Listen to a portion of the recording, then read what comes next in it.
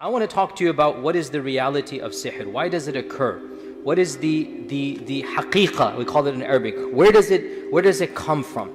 Sihr is very easy to understand if you understand the psychology and the physical differences that men have from jinn. If you understand the jinn and the world of the jinn, you will understand sihr. Because sihr is the overlap between the world of men and the world of jinn. Very briefly, jinn, as we know, are created from, the Arabic calls it a fire that doesn't have a smoke, a smokeless fire. Okay? And if you want to be technical, we can call it a type of energy. So the jinn has potential to go at the speed of light, essentially. The jinn has the potential to go through physical barriers because the jinn is not material. The jinn is not flesh and blood. The jinn is not matter. The jinn is energy. So the jinn can go through material at the speed of light. And the jinn, because it doesn't have a form, a lot of people say, what does a jinn look like? What does a ghost look like? What does it look like? And the response is, it doesn't look like anything. It can take on any shape. It's not a physical matter. It can take any shape it wants to and be a man, be a dog, be anything. It doesn't have a particular shape. So the jinn has the physical power to be much faster than man and to go through physical barriers because it's energy. Like we have the waves of the telephone come through the walls of the masjid, so too the jinn can go through and come out, not a problem. Additionally, the jinn, very interestingly enough, and we learned this from the story of Sulaiman, it has a very, very amazing power. I say Einstein's theory is proven in the story of Sulaiman. In the story of Sulaiman, we learned that the jinn even has the power to transform matter into energy and to take that energy from one place to another and retransform it back into matter. In other words, E equals MC squared can be proven in its own way. In other words, what can the jinn do? According to the story of Sulaiman, the jinn went from Jerusalem and to Yemen and took promised to do this and said, I can bring the throne back to you before you stand up, right?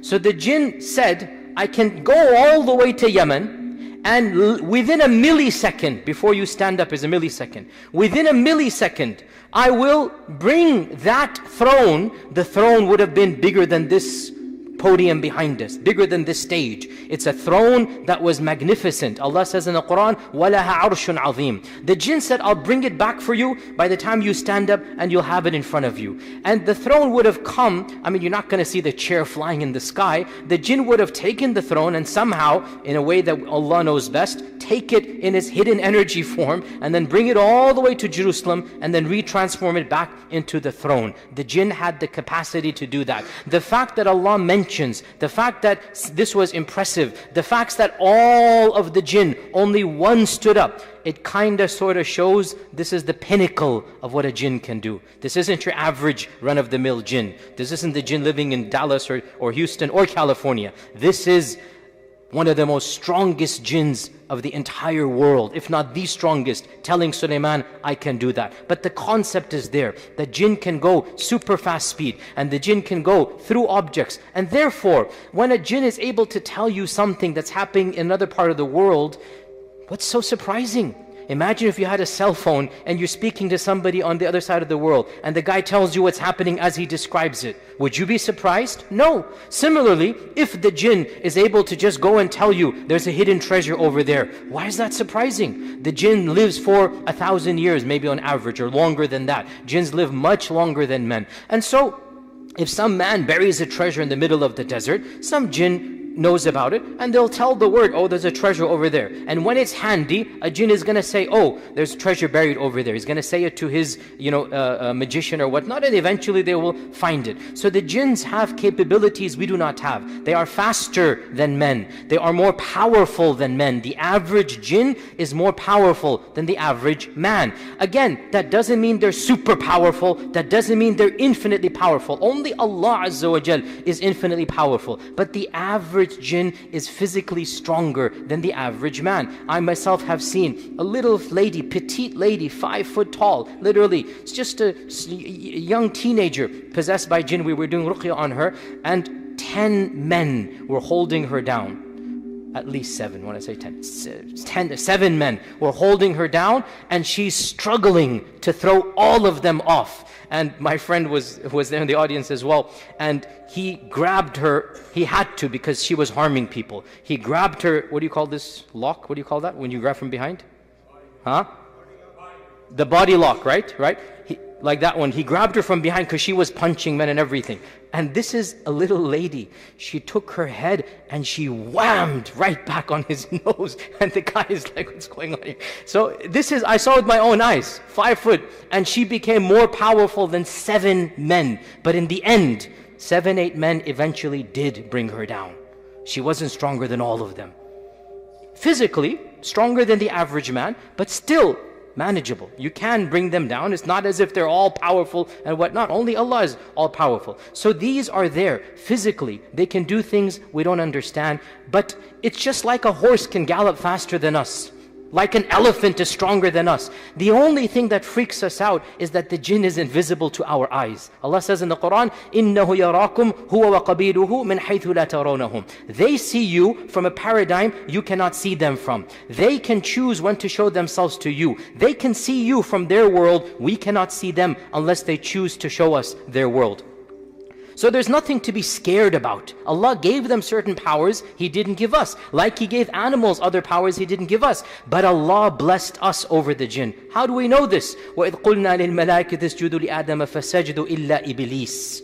Allah told the jinn to prostrate to Adam. Allah preferred the Adam over and Bani Adam over Malaika and jinn. وَلَقَدْ كَرَّمْنَا بَنِي آدَمَ. Bani Adam have been lifted up and put on the pedestal in the hierarchy of things, and the angels and the jinn were told to bow down to Adam. Adam is superior to the jinn. Why? Because Adam has something far greater than physical strength, than speed, than going at the speed of light. Adam has intellect, and jinns don't have that level of intellect. And this shows us, by the way, the power of the mind is more blessed than the power of the body. The mind is more important than physical strength. Allah blessed Adam with a greater intellect, a greater fahm. عَلَّمَ الْإِنسَانَ مَا لَمْ يَعْلَمْ. Allah taught Adam. وَعَلَّمَ آدَمَ الْأَسْمَاءَ كُلَّهَا. The angel said, سُبْحَانَكَ لَا عِلْمَ لَنَا إِلَّا مَا عَلَّمْتَنَا. So Adam was blessed over the malaika and over the jinn because of the power of the aql, because of the fahm that Allah subhanahu wa ta'ala gave. And therefore, intellectually speaking, the jinn are nowhere near as intelligent as men are.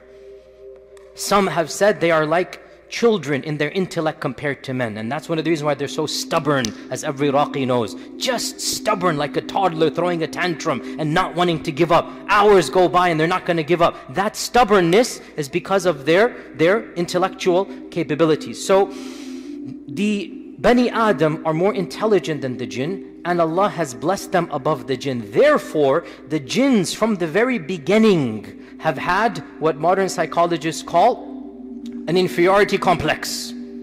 Jinns suffer from a severe inferiority complex because the jinns felt, hey, I should have been there. Allah Azza wa Jal tells us in the Quran that Iblis says, Ana khayrun min. That was supposed to be me. Why did you tell Adam to be the one on the podium? I'm the one that's supposed to be there, right?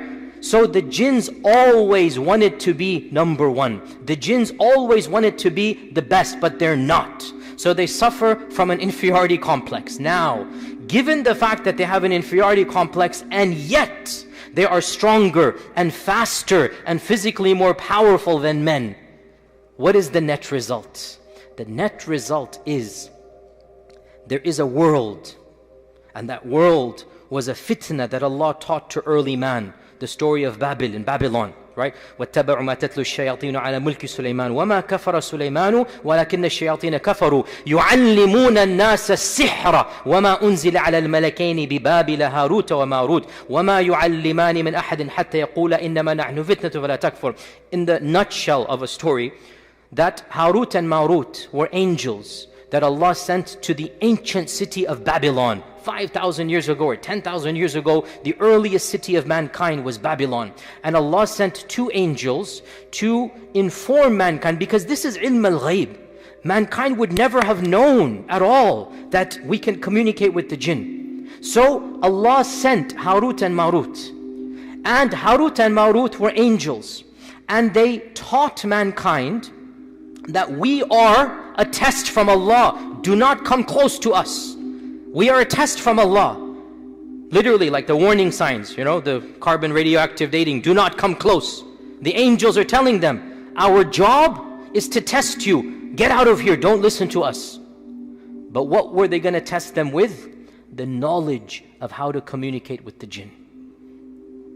So they explained a methodology, and they said, if you follow us, if you listen to us, this is kufr. إِنَّمَا نَحْنُ فِتْنَةٌ فَلَا تَكْفُرْ. So all of the methodologies and mechanisms to call out to the jinn, they are madhabs that go back to this origin, because they're different madhabs. You have the Ouija board, you have the dolls, what do they call the voodoo dolls, okay? You have the knots that are blown. These are all different madhabs that all go back to the experiences of the Sahara, of the magicians, that goes back to the origin of Harut and Marut in the city of Babylon. So initially man was taught, this is what you do. If you wanted to call the jinn, and if you called the jinn, it is kufr, don't do it. Mankind didn't care. They said, we want to do it. And thus magic began.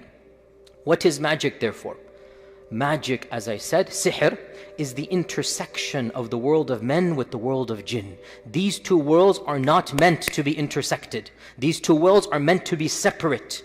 And if an accidental crossing takes place, it is easier to repel. As any Raqi knows, if a jinn comes into our world and causes some fitna and fasad on its own, it's much easier to repel rather than sihr. Because what sihr is the following. Listen to me, 5 minutes and you will understand magic, and inshallah never be scared of it for the rest of your lives.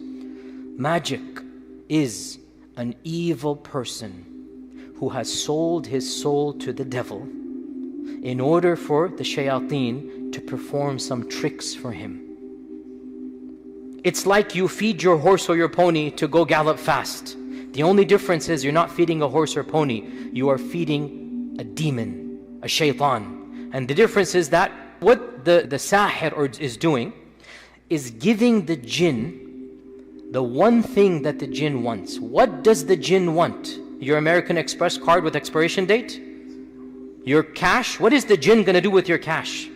What is the jinn going to do with your money? They don't have currency in the jinn world. What does the jinn want? What has it always wanted? Sisters, I want to ask you, what did the jinn want? Superiority. So how are they going to get it? What do you have to do? Lower yourself in front of the demon. You have to become the slave of the jinn. The biggest myth I want to destroy is the false idea that the sahir controls the jinn. Nothing could be further from the truth. It is the jinn that controls the sahir. The magician is a filthy, evil, disgusting creature of a human, excuse of a human, that has sold itself and its dignity and its izzah and its iman and its taqwa in order to do sacrilegious deeds for the demon. And that's why these things of get a toad of a, eye of a newt and go to the graveyard at 3 a.m. and get the blood of a donkey. Why?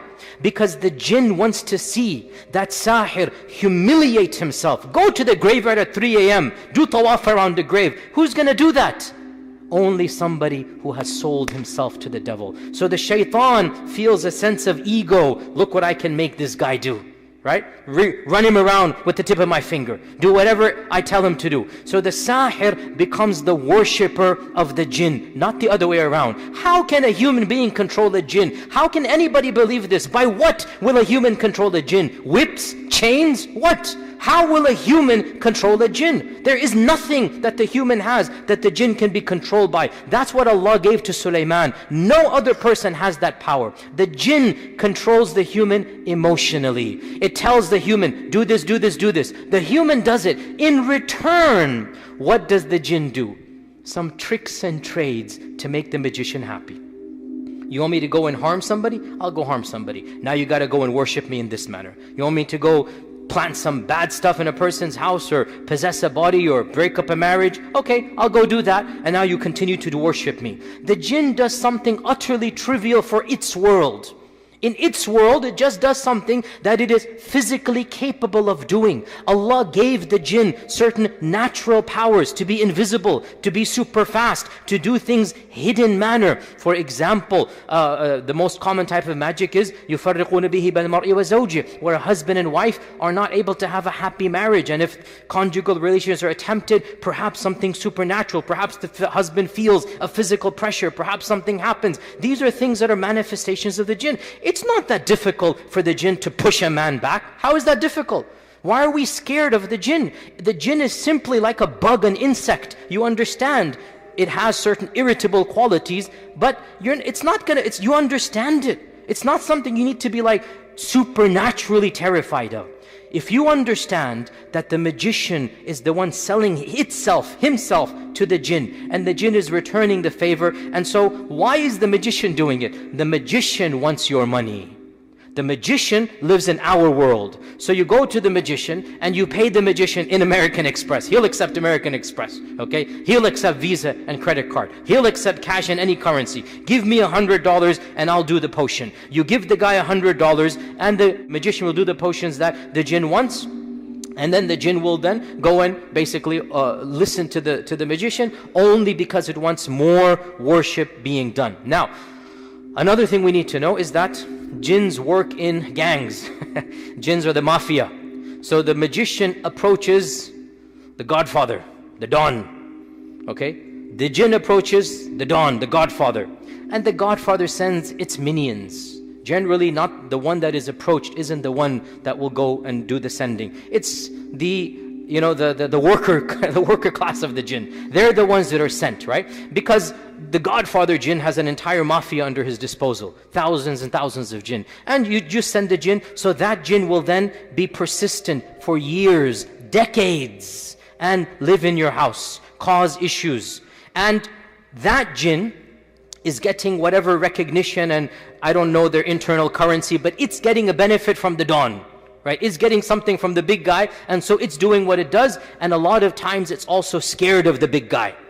A lot of times it's terrified of the big guy. Once I was doing ruqya, and I said to the jinn, after a long time, why are you still here? Just leave. And the jinn said, I can't leave. I said, why? Just leave. And the jinn said, I'm scared. If I go, then he will kill me. Who is going to kill you? The one who put me here. The one who brought me here, meaning the head jinn, whatever the Don would be. I'm scared he's going to kill me. He's going to hurt me. So I have to stay here. So internally, they're doing whatever they can and they're getting it done. So bottom line, sihr is merely the intersection of the world of men and the world of jinn. Once you understand the reality of this world, you should not be scared of it in the slightest. It is a nuisance, it is an irritation, but it's not something that brings about supernatural fear. Also, realize this, that the jinn is absolutely terrified of Allah and the name of Allah and the dhikr of Allah and the speech of Allah. The jinn is terrified, and that is why if ever in your life you feel the presence of a jinn, you see something supernatural, it will be terrified if your bravery is manifested to it because of Allah subhanahu wa ta'ala. The fact that you have no fear, and I have experienced this, and I know all of the raqis in the audience know this firsthand. You stare at it straight, and you just say, as the Prophet ﷺ taught us to say, memorize this phrase, Bismillah, Ana Abdullah, Ukhruj Aduwallah. 3 phrases. Memorize them. Bismillah, in the name of Allah. I'm not powerful. I'm not going to do anything. I am connecting with Allah. Bismillah. I am the servant of Allah. I speak with Allah's name now. I'm not speaking in my name. I speak in the name of Allah. Get out, O enemy of Allah. You say this with firmness, and you will see. I hope Allah protects all of you. I hope you don't see. But if that ever happens, now, the opposite, and I understand it's a bit terrifying, but put yourself now in the psychology of the jinn. If you start wailing, screaming, cowering, what have you done, brothers and sisters? What have you done to the psychology of the jinn? Louder. Empowered it. empowered it. That's exactly what it wants to see. You groveling in the corner, terrified. That's what gives it the power. And that's why hadith in Abu Dawood, our Prophet ﷺ said, there was a man who was on his camel, and the camel for no reason reared backward and was about to throw the man off. And the camel said, La'natullahi ala shaitan. Allah's curse be on shaitan. The Prophet said, don't say that. When you say that, shaitan becomes so big, he's bigger than a house. Because you have mentioned him as the cause of your animal rearing upwards. Rather, listen to this, say Bismillah, and shaitan will shrink until he's smaller than an ant. This hadith shows us, when you connect with Allah subhanahu wa ta'ala, what you're doing is you are shrinking the power of the jinn. You're eliminating the power of the jinn. The only issue comes with this, we conclude, I know much more can be said, with sihr, it's not that easy to kick it out because there's a binding that takes place. There's a knot that has happened. There's some type of issue. So it requires long sessions with a professional or yourself. Feel free to do it with yourself as well, but just know what you're doing. Ask us, an expert or whatnot, and you can do ruqya on yourself. There is no easy way to battle sihr. Have you guys done the symptoms of sihr? Have you done the symptoms of sihr? Number one symptom of sihr is bizarre, scary dreams. Number two symptom of sihr is you feel somebody is there when nobody is there. You're conscious, there's an entity or a power. Number three symptom of sihr is inexplicable problems or disasters that cannot be explained. Okay? Anything that science can explain, medicine can explain is not sihr. You go to the doctor says, oh, you have this issue. That's not sihr. If the doctor can analyze it and the doctor tells you this is the problem, that's not sihr. Sihr is supernatural problem. Sihr, it doesn't make any sense. You wake up and there are bruises on your back. You wake up, there's marks here. You're having constant miscarriages and the doctor's like, everything is normal. I've done all the tests and there's constant miscarriages for no reason. And every doctor scratching their heads, you're totally normal. And the third week, fourth week, always there's a miscarriage around the same time frame. This is a symptom of sihr, that you don't know what's going on. Between husband and wife, everything seems fine, and then all of a sudden, when there's some romance, all of a sudden extreme anger or inexplicable feelings or pushing or whatnot. These are supernatural symptoms. When these exist, and only when you find them, otherwise if these symptoms don't exist, it's not sihr. I have to say this, most of what we think is sihr is our imagination. It's not actual sihr. So if you are not sure about a supernatural sign, then assume it is not sihr. There has to be something palpable. Bottom line with this we conclude, don't be scared of these entities. They are creatures of Allah like all other creatures. And if you turn to Allah, you are more powerful than these creatures. These creatures are terrified of iman, of taqwa, of dhikr, of the Quran. They can't stand it. And if you show fear, that fear empowers them. If your heart is trembling, cover it up and speak with a voice and say, Bismillah, I speak to you in the name of Allah. I am the servant of Allah. Get out of here, enemy of Allah. You say this with iman and thiqah, and you are going to be the one who is powerful. Allah says in the Quran, وَلَا يُفْلِحُ السَّاحِرُ حَيْثُ أَتَى. The magician will never be successful wherever he comes. The one who does dhikr and the Quran, the one who turns to Allah, will always be the one who wins over sihr in the short and in the long run. May Allah Azza wa Jal protect all of us and our families and loved ones. May Allah subhanahu wa ta'ala allow there to be barriers between us and the world of the shayateen. May Allah subhanahu wa ta'ala give us all righteous children and righteous grandchildren that are firm upon their iman and are protected from the world of the jinn and the shayateen. Wa jazakumullahu khairan. Wassalamu alaikum wa rahmatullahi wa barakatuh.